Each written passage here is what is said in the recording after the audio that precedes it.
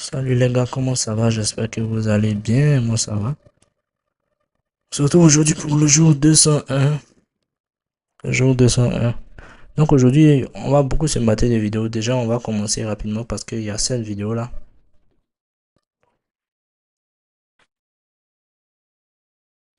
Il y a un moustique audacieux, il est venu sur sur ma joue carrément. Attendez. Cette personne, elle avait déjà construit quelque chose, non? Mais c'est pas la même. Ah si, c'est celle-là. J'avais regardé cette vidéo déjà.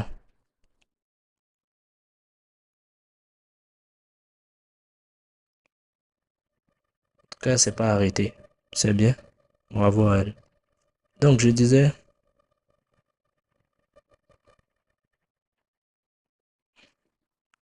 on a beaucoup de trucs à regarder. On doit se mater cette vidéo. Ensuite, cette vidéo, avant de commencer à coder, parce que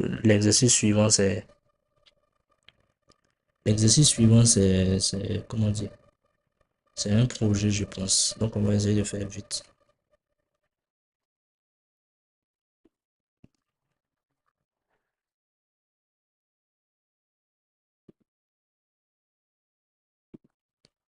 Salut et bienvenue dans ce nouveau chapitre où je vous propose de découvrir ensemble.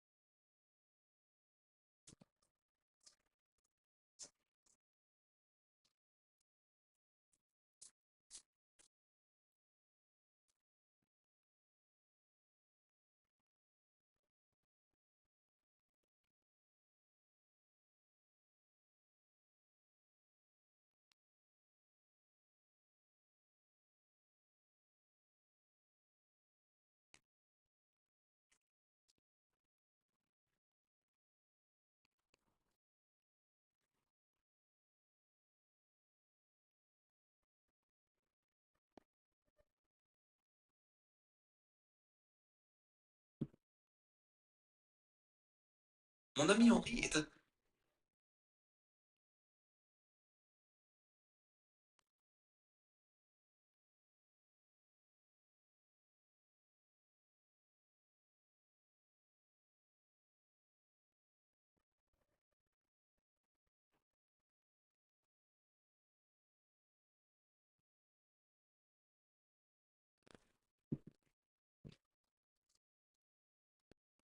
I have a theory, but I think it's kind of underrated.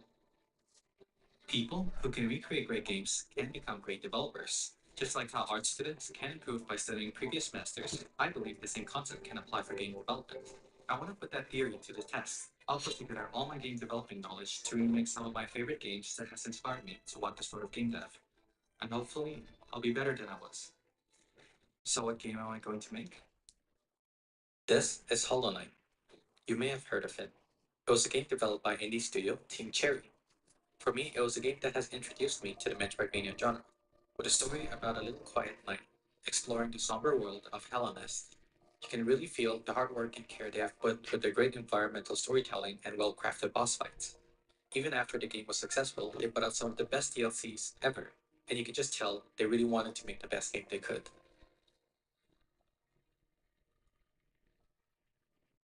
The boss fight that I wanted to make already met its limits. Between making the character and the environment and the boss, I knew that if I actually finished it, I would come out a much better developer. So I started by modeling the character. It took a few days, but I was pretty happy with how the model turned out. When you play Hollow Knight, you'll notice the character moves in a 3D perspective from left to right. Since mine was in 3D, I thought it was a really good chance to make movement omnidirectional. These are the animations and poses that I've made for the controller. To improve it, I've added a particle system for the dash and dust particles for walking and jumping. And after programming the controller, this is what it looks like. And that is the controller. So now I was ready to start working on the environment. Compared to last video, this environment was going to be a way bigger challenge, but there were some tricks to make things easier. I started by blocking out the playable area. I made a list of the repeating details in the environment and modeled them in Blender with modular models and shaders. For the spikes, there were hundreds that I needed to make around the arena, so I ended up painting them in Krita and projected them as individual 3D cards to populate the scene. I finished it up by modeling all the foreground and background elements. This is what all the individual props look like. And this is what everything looks like in the environment. And after putting the character in the game and moving around, I was really feeling like everything was coming together. And now that I was done with the environment, I was ready to start working on the boss. Making the Mantis swords was going to be a really big challenge. It was my favorite boss fight in the game, especially the DLC version where you got to fight all three at once, and that was the version that I wanted to make. So I started by making the model. Even though there were three bosses, they were all pretty identical in design, so I ended up using the same model for all three of them. And with them, I could start working on the battle mechanics. I started by making a little animation for the player's attack. I made a Niagara system for the slashing effect, but when you hit the enemy, it'll do a little burst of particles for feedback. So I made a little particle bursting system. So now when you hit the boss, you'll get a little camera shake and the particles will go in the direction you hit it from. I also had to work on getting healed and taking damage. And in order to do that, I had to start working on the UI. I made a soul vessel that climbs up as you hit your enemy. These are the sprite animations for the healing and damaging in our UI. I managed to get the healing to work, and getting it would give you the same screen cracking effect that you would get in the original game. But if you get hit a bit too much, then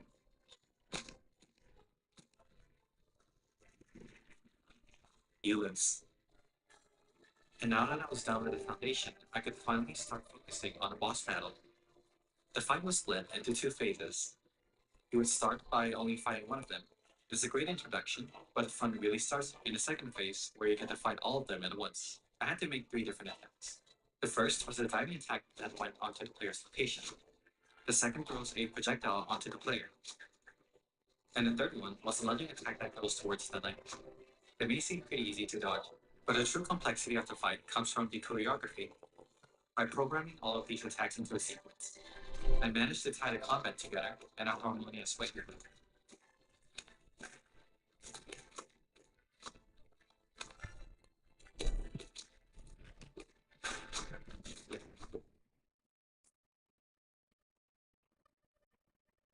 That is pretty much the game. Honestly, I really wish that I didn't take 6 months to come out with this video. When I first started on this game, I really wanted to respect and preserve the feeling of this original game. And hopefully I did a pretty good job. It was just getting so hard to make any changes afterwards because anything I tried to change by the end of it, I would end up needing to spend hours to fix. And because of my inexperience, any improvements I would try to make just would end up breaking. And I was actually starting to get pretty scared that I wouldn't be able to finish this project. So yeah, without any further ado, here's the game. Thank you so much for watching up to this point.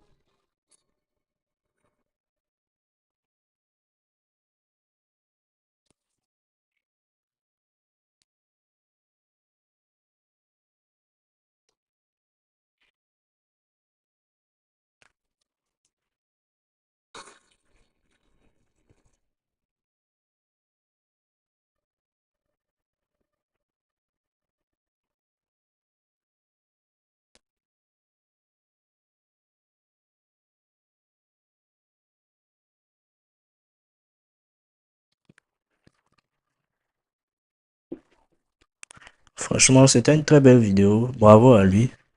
C'était incroyable. Je connais Hollow Knight. Je n'ai pas, je n'ai pas joué. Moi, je crois que j'ai joué 2 3 secondes, un truc comme ça. Non. 10 15 minutes, un truc comme je sais plus. En tout cas, j'ai joué. Mais je crois que vraiment, le fait de rendre ce genre de jeu 3D,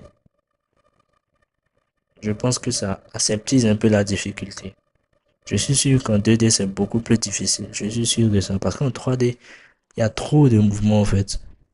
Il y a trop de mouvements qui sont possibles. Il y a trop de directions qui sont possibles. En 2D, il n'y a que 2 directions. Et si vous voyez bien les attaques, il y a un gars qui vient en haut. Ça fait que tu peux pas sauter, qu'il y a une direction. Il y a des gars qui viennent. Il y a des gars qui viennent sur le côté. Ça fait que tu peux pas juste bouger. Il faut que tu sautes. Vous voyez, en fait, les mouvements de l'adversaire te bloquent des 2 côtés. C'est vrai que à toi maintenant d'esquiver. Mais ils viennent des 2 directions. En tout cas, quand ils sont 3. La manière dont il explique. J'ai pas joué encore une fois. Mais je me dis que c'est fait exprès, vous voyez. Les adversaires viennent des 2 côtés de ta direction où tu es normalement autorisé à bouger. Mais là, avec la 3D, ils peuvent venir dans une certaine direction. Mais il y a tellement d'autres mouvements, choix de mouvements que, voilà, c'est pas ton problème en fait. Tu peux juste avoir la chance et puis les esquiver. En gros, ça aseptise un peu la difficulté. Mais bravo à lui, c'est vraiment incroyable ce qu'il a fait. Apparemment, il n'est pas à son coup d'essai. Et puis, il a fait 2 vidéos seulement crazy. En même temps, c'est ça aussi le problème de ce genre de chaîne. Moi, chaîne, c'est un grand mot. Ce genre de vidéos très très bien, mais qui prennent énormément de temps à faire.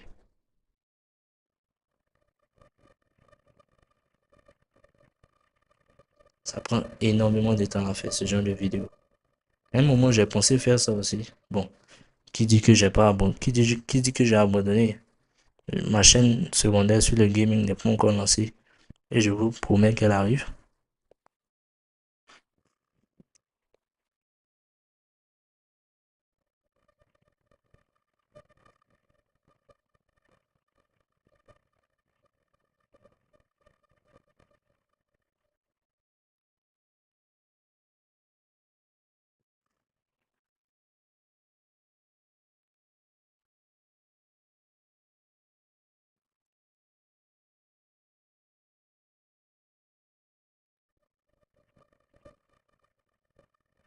Apparemment, ce jeu il est tellement extraordinaire, mais bon. Anyway,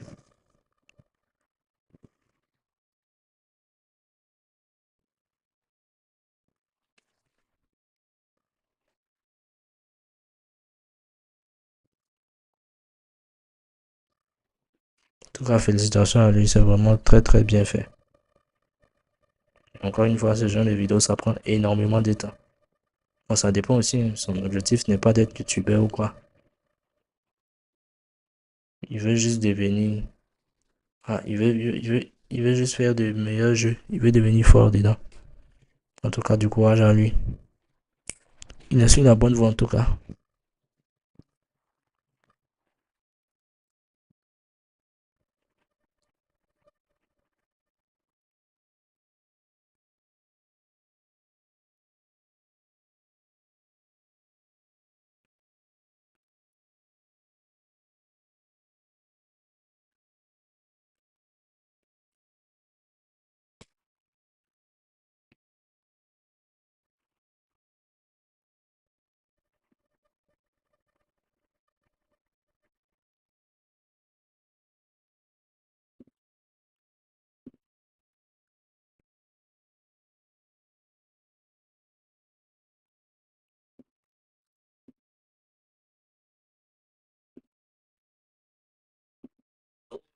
To take the tutorials today, we are going to learn about a very important method in JavaScript called object.create. Object.create makes the prototype inheritance possible in JavaScript. And this tutorial is part of a much larger series on object-oriented.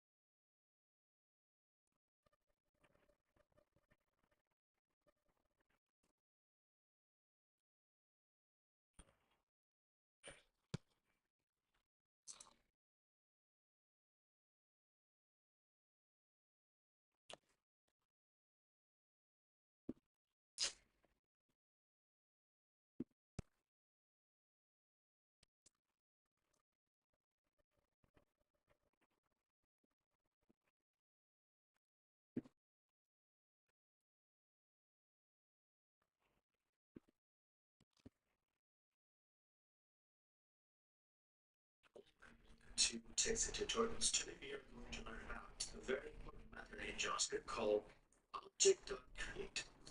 Object.create makes the prototype inherently responsible in JavaScript. And this tutorial is part of a much larger series in object-oriented programming. So if you haven't started from the beginning, you can do so by clicking on the link here on the provided here. Now every object in JavaScript is created from this master object. And the name of this object is object. And it has a capital O, as you can see. So whenever I say object with capital O, which means I'm referring to this master constructor. Now, if I want to look at what it is, it's in a global space, so I can use it directly. And I can just simply say console dir. So dir will help me look at this object, master object. I would see a function. As I said, it's a constructor, which is a function.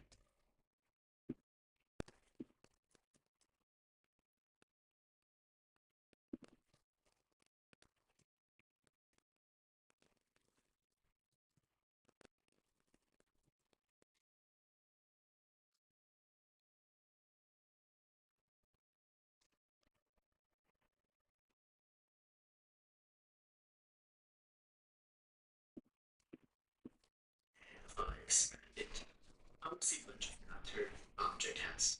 One of the methods is create. So this is what we're going to look at it, create method. It also has other methods that you would use on it. But today we are going to simply talk about object.create. Now let's look at the syntax of this method object.create. It would take two arguments. The first argument is some sort of object prototype. So it would be object. And the second argument is some sort of property object. The second argument actually is option. So using this, let's create a new object. So I'm going to call this object my object.create, and I'm going to set using objects prototype, the master objects prototype. And remember, every constructor has a property called prototype, which holds a bunch of methods. So I'm going to use objects prototype to create this object. And if I examine it using console, I would see. So I have an object, and again, here's a reference. Proto underscore proto underscore is nothing but its creator, and which will point to that object's prototype. So if I look at it, I will see this methods. And I can verify these are the exact methods that is in object's prototype. If I do, let's say, console object and run both. So the first one is the my object, and it has a print token which has a bunch of methods. And this is the object constructor. If I scroll down, it also has prototype.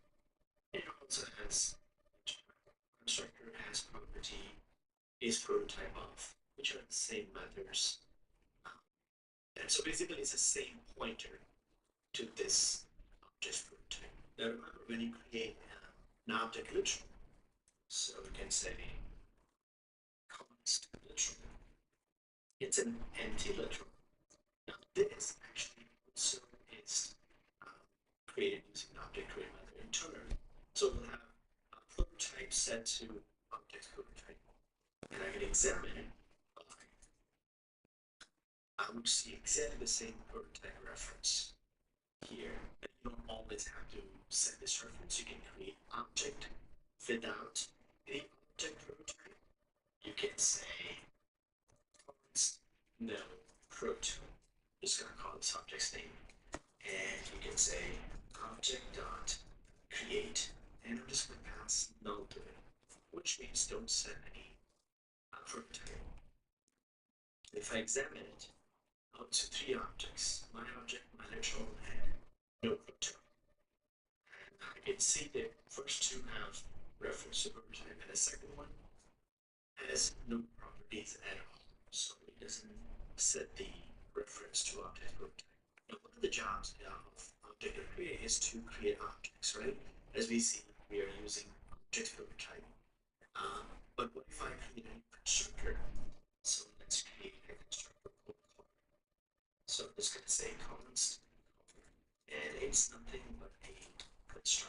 can say, say this color, color. Now you can actually create, because it's a constructor, you can create cars from it. So let's say if I create car 1 equal to new car, and I'm just going to pass red color. So this is how I create a new car. I can do the same thing with objects.create. Const car2 object dot create, and I'm just going to use cars, this cars prototype. The only difference is here in the first example, I'm running the constructor, and the second one I'm not running the constructor. So the difference between two is it's not going to set the initial property that constructor usually set. By console log out. So the first car has the color property, and the second car doesn't. But again, they're setting the same reference for it. Now, besides creating objects, the main objective of object.create method is to extend constructors. You know, in object-oriented programming languages, you have a base class which has some methods, and you can create a subclass which would inherit the base class methods. So you would use something like a class B extends class A, and you basically copy all the methods into class B. Similarly here, you can extend one constructor from another constructor. So let's start with the car constructor, and I'm going to add a prototype method to it. So I can say car.prototype. I'm going to create this method called getColor. So get color, and inside I'm going to say return this dot color. Remember, this is the new ES 2015 syntax. You don't have to say get color equal function. Now let's create a toy car. So which would be another constructor. So I'm just going to say constant toy car equal to a function. This one is an empty constructor, it doesn't have anything. What I want is a toy car to have all the car's properties and methods. So basically, using the prototype inheritance, I want to set toy cars proto to be cars proto. And you can do it using the object.create method. So the way you would do it is say toy car dot proto equal to, and here I would pass car dot. So basically this will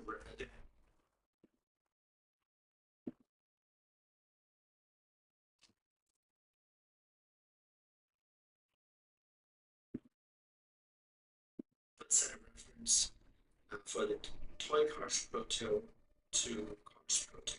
So let's say if I create an object using this toy car constructor. So I can say Lego car equal to new toy car. And if I look at this Lego car, I should see the prototype reference. So I look at the toy car and expand it. I would see the get color method, which is coming from the car constructor. There are a bunch of ways to verify if toy car is extended from one method. Is I would just say Lego car instance of. This should give me true, because is Lego car instance of toy car, which is correct. So if I run it, I'll get it true. You can also check if Lego car is instance of car, so they both are true. And since car is actually created from object, because it's inheriting objects, the master objects properties, so you can also verify if Lego car is instance of the master object. When I run it, all three are true. There's also another method called is prototype of toy car dot photo type photo of Lego car. So this should give me true. So is twice car prototype is prototype of Lego car, and that should be true. I'll get it true. Car, Lego car, and that should be true. I'll get it true.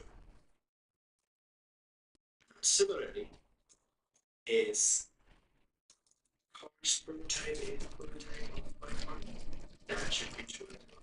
Is objects prototype of Lego car, that is also true. So in a nutshell, object.create helps you extend a constructor.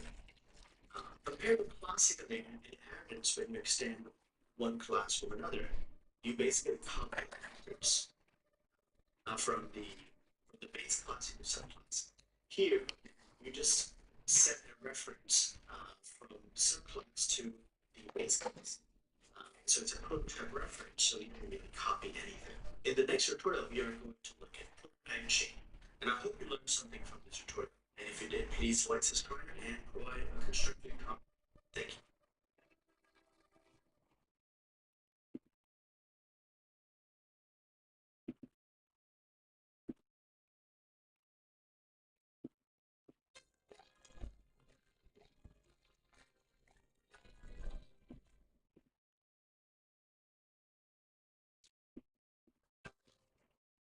What's up, people? It's DevStage here, and in this video, I'm going to be teaching you about this keyword in JavaScript. So, what is this? This is a keyword that is used to reference the object that is executing the current function. That's it. This is a reference to the object that is executing the current running function.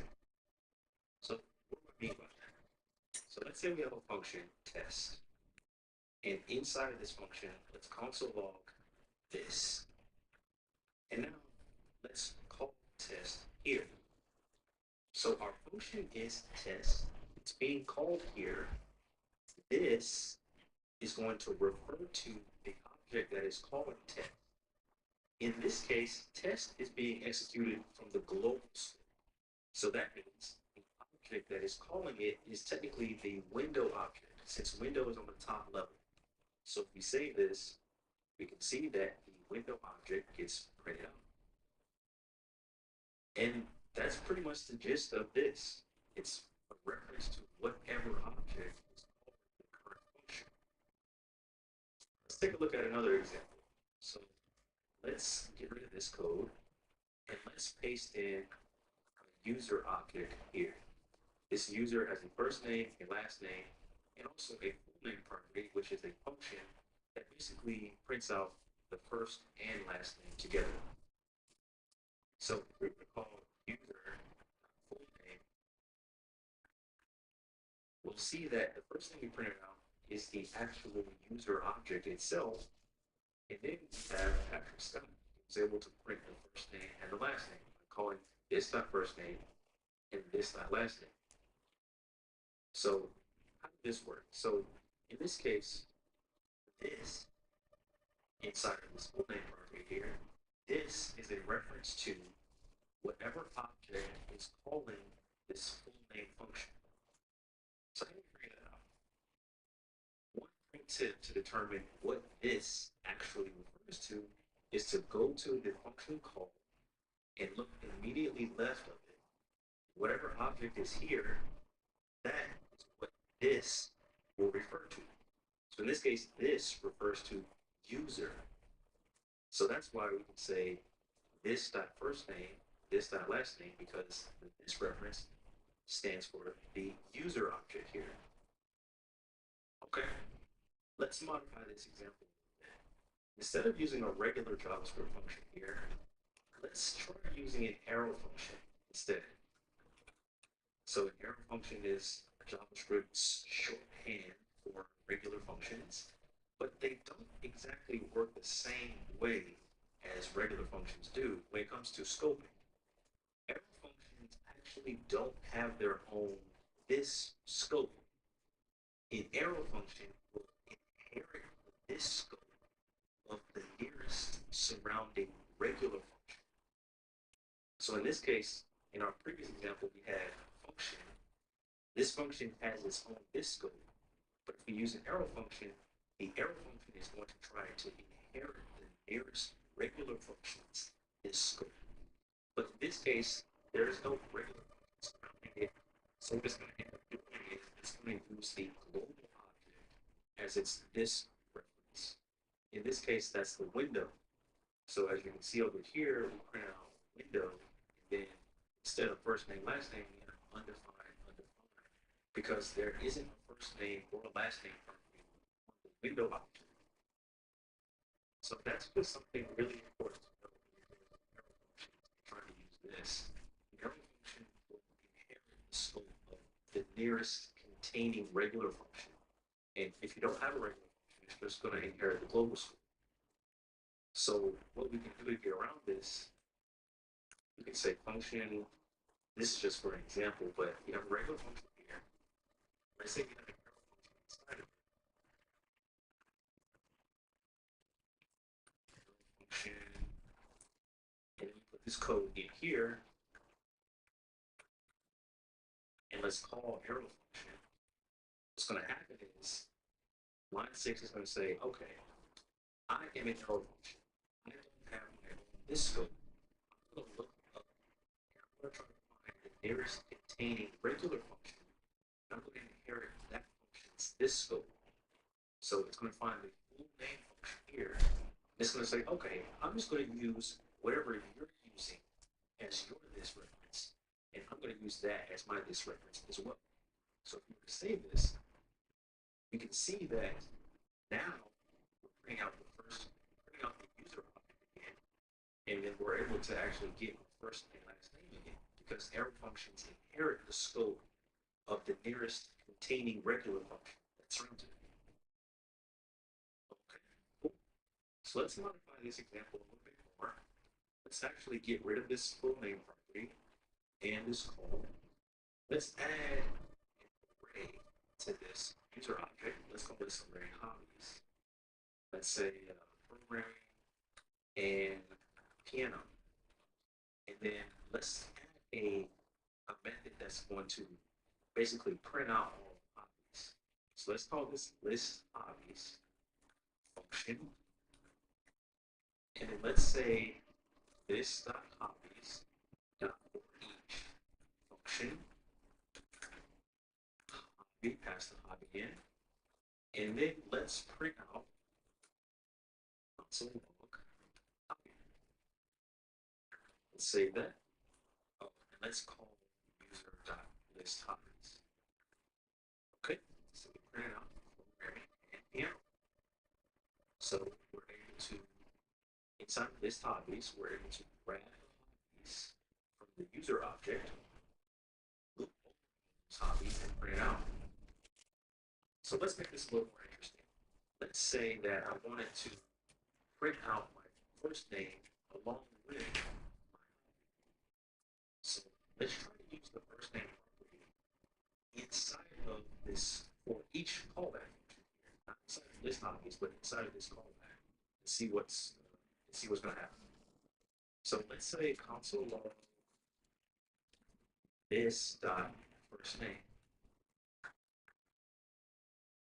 As you can see, we have undefined programming, undefined piano.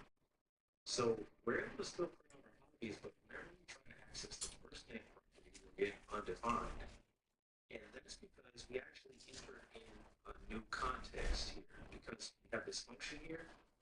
This for each takes in a callback function, and this function has its own scope, but it's not attached to the user. The user object is not called this function.